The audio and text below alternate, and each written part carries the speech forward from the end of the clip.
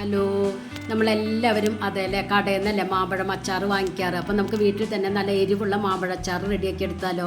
ഇപ്പോൾ ഓണക്കല്ലേ വരുന്നത്, അതിനായി ഞാനിവിടെ ഒരു പഴുത്ത വലിയ മാങ്ങ എടുത്തിട്ടുണ്ട്. അതിൻ്റെ തൊലിയൊക്കെ ഒന്ന് കട്ട് ചെയ്ത് കഷ്ണങ്ങളാക്കി എടുക്കണം.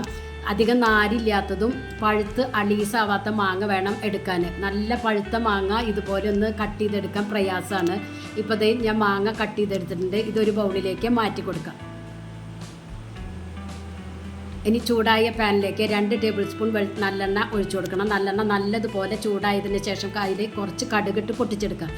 1 ടേബിൾ സ്പൂൺ വെളുത്തുള്ളി പൊടിയായി അരിഞ്ഞതും, 1 ടേബിൾ സ്പൂൺ ഇഞ്ചി ചെറുതായി കട്ട് ചെയ്തതും, 3 വെള്ള എരിവുള്ള മിളകാണ് എടുത്തിരിക്കുന്നത്. അത് വട്ടത്തിൽ അരിഞ്ഞതും ഇട്ട് കൊടുത്ത് നല്ലതുപോലെ ഒന്ന് മൂപ്പിച്ചെടുക്കണം. ഇതിലേക്ക് കുറച്ച് കറിവേപ്പിലയും ഇട്ട് കൊടുക്കാം.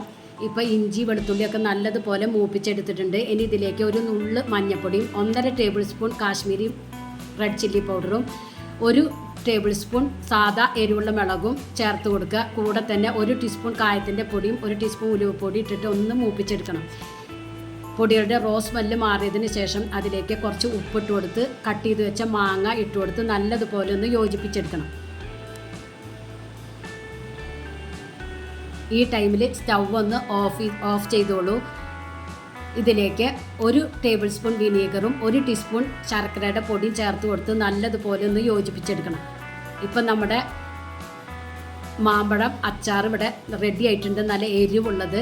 എല്ലാവരും ഒന്ന് ട്രൈ ചെയ്ത് നോക്കി ഫീഡ്ബാക്ക് ഒന്ന് അറിയിക്കുക. നിങ്ങൾക്ക് ഈ ചാനൽ ഇഷ്ടമാവുകയാണെങ്കിൽ പ്ലീസ് ഒന്ന് സബ്സ്ക്രൈബ് ചെയ്ത് ലൈക്ക് ചെയ്ത് ആ ബെല്ലൈക്കൻ ഒന്ന് അമർത്തുക. അപ്പോൾ ഞാനിടുന്ന ഇതുപോലുള്ള വീഡിയോസിൻ്റെ നോട്ടിഫിക്കേഷൻ നിങ്ങൾക്ക് കിട്ടും. ഫ്രണ്ട്സിന് ഷെയർ ചെയ്ത് കൊടുക്കാനും മറക്കരുത്. Thank you.